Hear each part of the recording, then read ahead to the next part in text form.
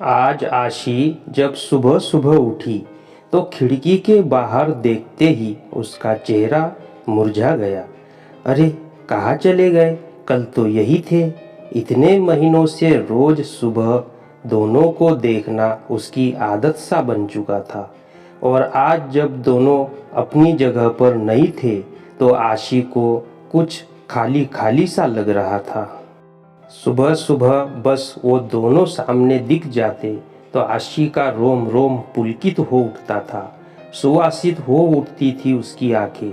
मन एक अद्भुत खुशी महसूस करने लगता, और सबसे खास बात, इन सब का सकारात्मक प्रभाव पड़ता उसके मन मस्तिष्क पर, और कलम खुद ब खुद कोई गीत लिखने लगती।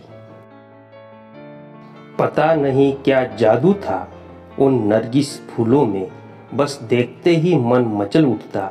शायद असीम का असीम प्यार भरा था उसमें। आखिर उसी ने तो आशी के जन्मदिन पर यह गमला उसे उपहार में दिया था, और फिर दोनों ने मिलकर उसमें नरगिसी फूलों का यह पौधा लगाया था।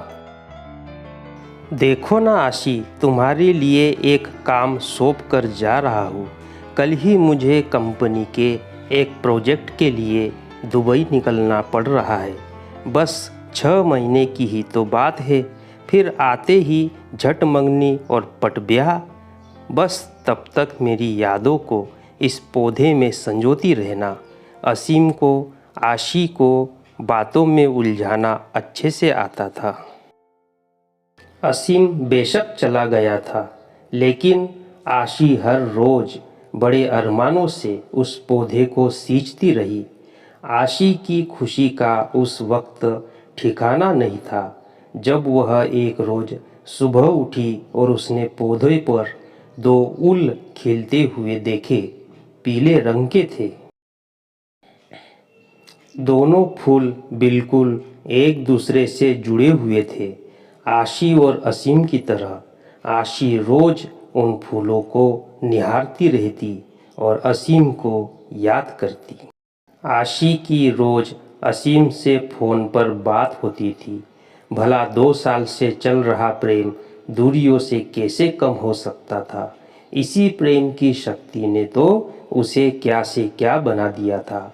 कभी किसी को चिट्ठी पत्री में 2 अक्षर न लिखने वाली आशी की कला आज अनवरत चलने लगी थी। अपने जज्बातों की स्याही में भिगोकर क्या क्या न लिख डाला था उसने। तेरे एहसास में खुद को ऐसे फना कर दिया हमने, जिंदगी बाकी न बची, न तेरे साथ और न तेरे बाद। पता नहीं कैसे एहसास थे जो दिल से निकलकर पन्नों पर बिखरते रहते थे। जब भी मन होता आशी उन नरगिस के फूलों को निहारते हुए खिड़की के पास कागज कलम लेकर बैठ जाती। माँ जब डांटना शुरू कर देती तब सुध पड़ती कि कुछ खाना भी है और घर का कामकाज भी करना है। पता नहीं पिछले कुछ दिनों से क्या हो गया था उसे।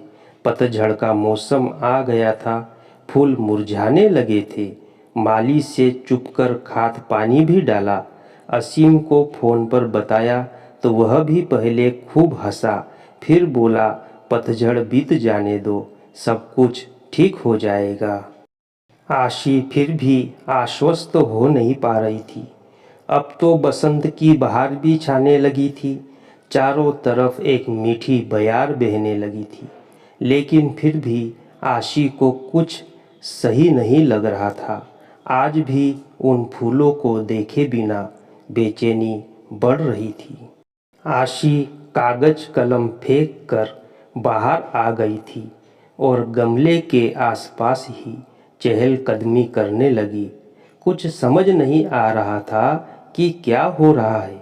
इसी बीच में उसे यह भी ध्यान नहीं रहा कि काफ़ी देर से बाहर की घंटी बज रही है।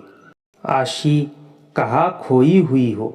दरवाजे पर कब से घंटी बज रही है, ध्यान कहाँ है? माँ ने दरवाजे की ओर जाते हुए पूछा। इससे पहले कि आशी संभल पाती, दरवाजे पर असीम खड़ा था। मुस्कुराते हुए हाथों में नरगिसी फूल लिए। यह थी आशी की प्यारी दास्तां। यदि आपको कहानी पसंद आए तो लाइक, शेयर एंड सब्सक्राइब